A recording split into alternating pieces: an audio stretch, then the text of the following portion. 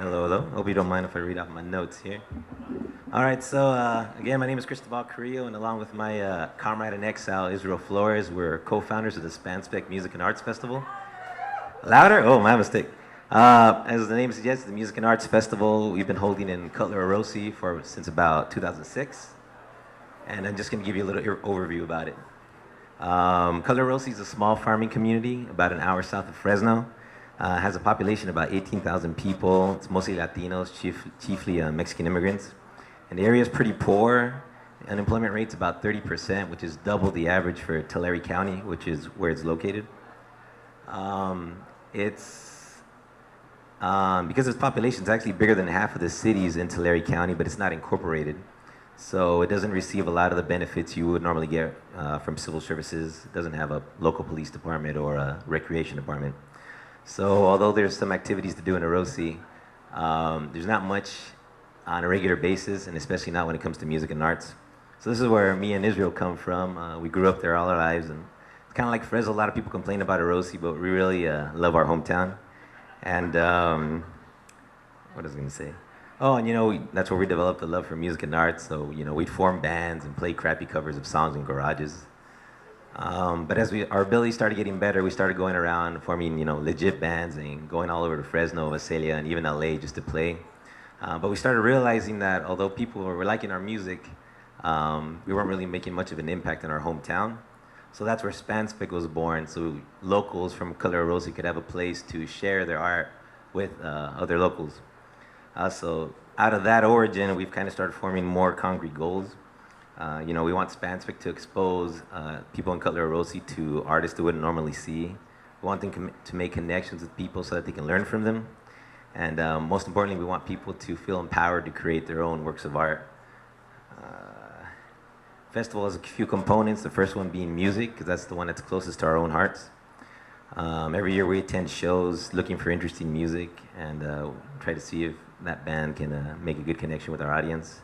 When possible, we try to get bands from the Cutler Orosi area, whether that's like new groups forming or older people that are going to reunite. Second component is art. We invite local artists to create exhibits within the venue and encourage them to work in ways that will invite attendees to kind of go and participate. Previous participants have created, walk-in environments to full-on photo studios, and participants are given total artistic freedom, so we don't collect a percentage if they make a sale. In relation to that, we also commission a new piece every year, and we kind of see this as our way of fostering the creation of new art. We provide a small stipend to a local artist and just give them total freedom to make a piece. Roles have been pretty eclectic. Those are works by Robert Amador, Teresa Flores, and John Ayala. We've also recently started a scholarship program conducted with the support of Orosi High School. The proceeds gained from the festival go to providing college scholarships to students who are going to major in an arts or related field. And this is our second year doing it, and we're hoping in the future to increase the number and amount of the rewards. Spanspec's evolved a lot over the years, you can see through the posters. We've been conscious of the music that our audience enjoys, so we started out with booking mostly progressive rock bands. Now we're branching out to hip hop, indie, and punk. We also recently added a second stage so we can have more music. We're also always looking to make a bigger visual impact. So with that in mind, we added a video game lounge a while back, included interactive play areas so that children and adults can kind of create art together. Include live painting, and of course we're always trying to get as many artists as possible to fill the space. We try a lot of new things. This is a Cop with the Fanny Pack video that we made a few years back. You can find it on YouTube. It has about 10,000 hits.